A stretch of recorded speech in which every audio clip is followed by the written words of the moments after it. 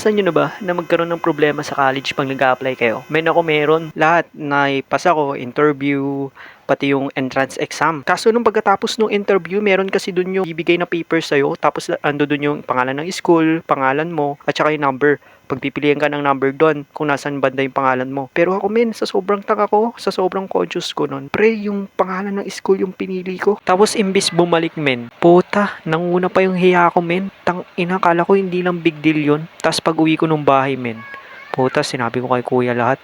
Tapos sabi niya baka daw wala yung pangalan ko. Tang ina, sabi ko okay lang yun, di naman yung big deal. Pero deep inside, tang ina, sagad yung sikip ng dibdib ko. Pinalipas ko muna kasi matagal pa naman.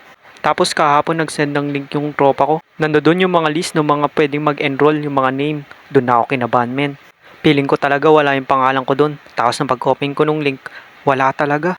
Doon na ako nagpanik. Paano nga kung di ko makuha yung course na gusto ko? Paano nga kung mapilitan ako kunin yung course na ayaw ko? Grabe, pinagtatawanan pa ako ng tropa ko nun.